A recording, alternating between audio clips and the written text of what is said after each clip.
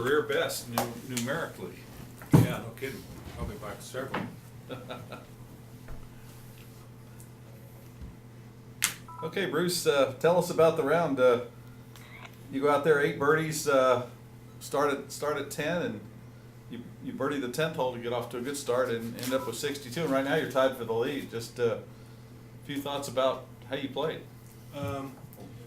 It's actually the first time I think I've been able to take my driving range swing to the golf course. That was the big thing. I mean, I worked on it last night. I almost turned the lights on me on the driving range last night. You know, I didn't play all that bad yesterday. I just, you know, but I just wasn't hitting it that good.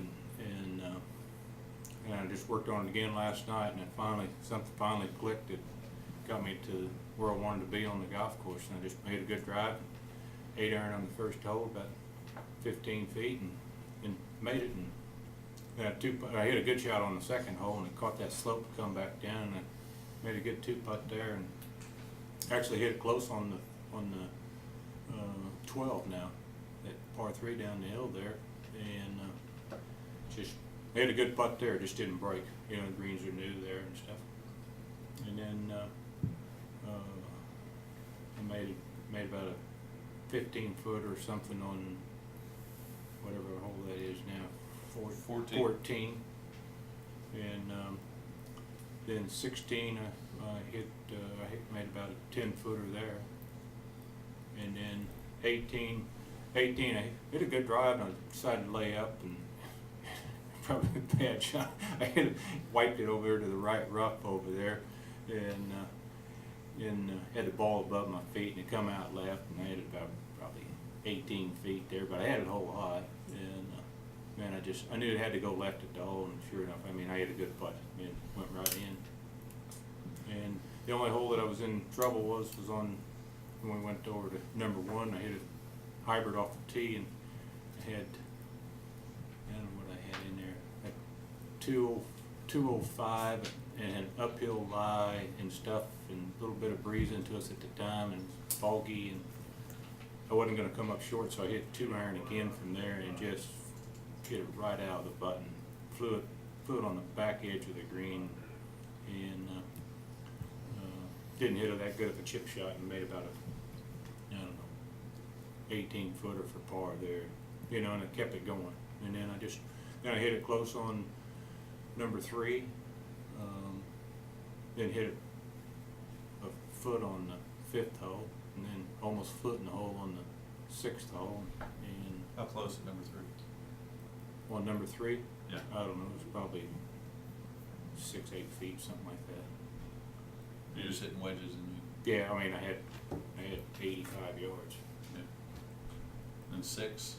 6, I had 125, and hit the pitching wedge almost flew. Well, 5 is where I hit it. Yeah, I'm getting holes. 5 is the one I hit it a foot on. I didn't hit a good tee shot, and I had a little 9 iron in there. But rest of the time, I drove it really good. It was the only tee shot that I really mishit was that hole there. And then 6, I hit it almost foot in the hole, and went by about 6 feet, and made that. Hit it close on 7, missed that, and misjudged it on number 8, and I had left it below that hill, and I 2-putted that. And then 9, I hit a good drive and hit a little pitching wedge in there, about, I don't know, 15 feet maybe to the right of the hole, and read it perfect and went right in. I mean, you know, it's just one of those rounds that you think you ought to be able to do once in a while, and I just actually did it. I mean, the only hole that's the only green that I missed was, and I wasn't going to come up short on that hole. Flew it over the back of the green. I think it's the only green that I missed. And that was on number 1? Yeah. You hit a 2 iron to the back. Yeah. Well, I had 205. I had 205 and uphill lie, and then I missed. You know, I wasn't going to hit 3 iron and come up short. You know, I said, well, I can fly it in the middle of the green and, you know, just 2-putt. And I just hit it right out of the button. I mean, just flushed it. It was high, and just flew it. I flew it 225, so Yeah, that's wow. pretty good 2 iron. That's well up a little bit. And you attribute this round just to confidence from being able to hit that driver? What I've been working on, I mean, I've been telling people and telling my wife that it's just, if I could ever get that driving range swing to the golf course, I'd have it. It's just been a long walk from that driving range to that first tee. And I just finally figured something out last night, and I just actually got my left hip going through the ball, and not, I got a bad knee, and I had a lot of surgeries on my left knee, and my tendency is to slow down and sag a little bit on it, and that's what hurts my knee. And if I stay up and rotate, it's perfect. I can do it on the driving range, and I get to the golf course, and just bad habit just creep back in. Today, I had one shot today that I did it on, and I felt it. But outside of that, I didn't sag on one shot out there today. Did you look at the scoreboard coming up on 9? Oh yeah, yeah. I mean, I didn't pay any attention. You know, there'll probably be, 2 or 3 back or something by the time the day's over. I would say they got what 8 holes, 7 holes left to play. Yeah, something like that. Was that part of the problem yesterday, just the bad habits were creeping in? It's just been the same problem for the last couple of years. It just, it's hard to get myself to take that driving range swing to the golf course, and it's got better. And then I've been working on my putting a little bit, and I went and seen my guy in Dallas when we had that break, and finally got my putter figured out, and so.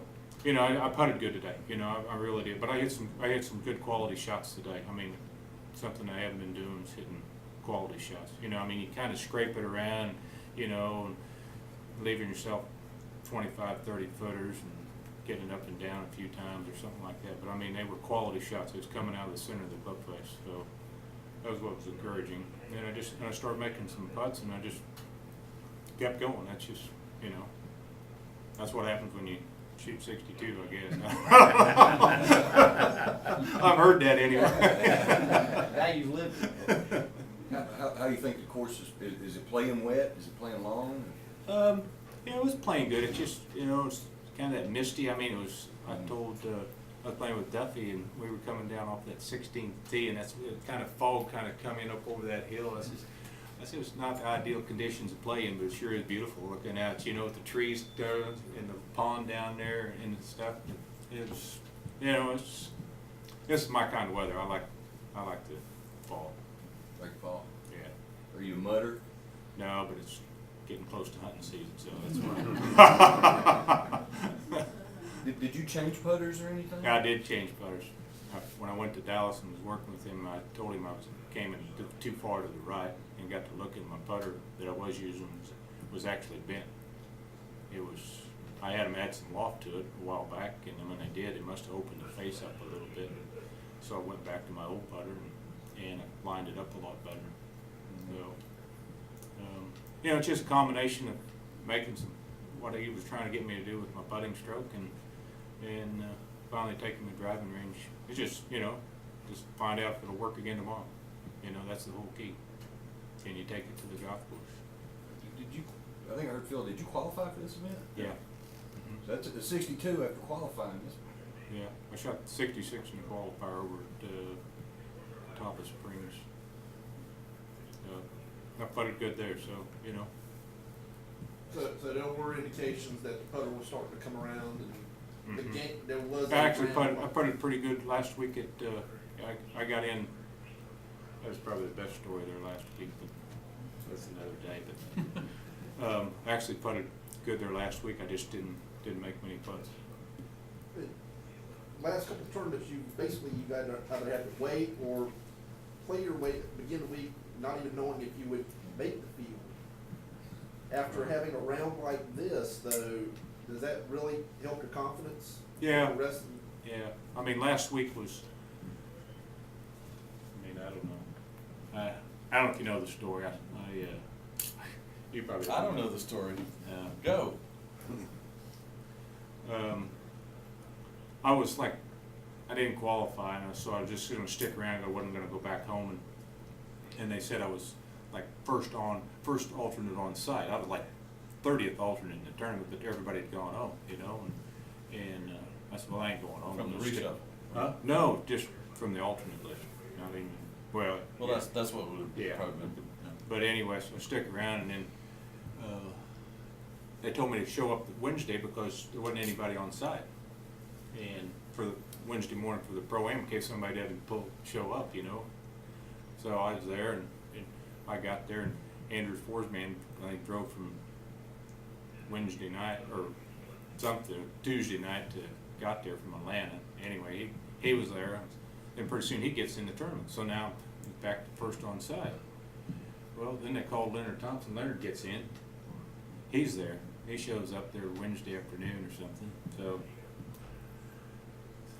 nothing happened on Thursday. So Friday I go to the golf course where Danny Edwards is a good friend of mine and stuff. We go there, and I get there, and Curtis pulls up Friday morning. So now Leonard's in. Leonard's on the range, and Leonard's going, well, I don't know if I can play. My back's hurting or something. So now looks like Danny's gonna get in. And pretty soon Leonard shows up, and he said, I can't go. So Danny's in. So I said to Danny, I said, Danny, how bad do you want to play? And he goes, oh, I don't know, it'd be kind of fun. I said, I haven't played much or something like that. And he goes, why, you next alternate? And I said, yeah, I'm next. And I said, Kobe Calloway's going to give me a spot at San Antonio, and I got to get in this week or next week for my retirement, make 12 tournaments for my retirement. He didn't even blink an eye. He says, you're in. He withdrew so I could play last week, and then Kobe was giving me a spot, so I made 12. So then I come here and qualify this week. So that was a hell of a deal there. To me that's pretty stand up right there. So I guess Danny's getting a Christmas card. Now somebody said I ought to send him a bottle of wine. I said, hell, I'm gonna send him a case. That's a pretty good story. Okay, we got anything else for Bruce? That's good stuff. Okay. Okay, go get him tomorrow. Okay, man.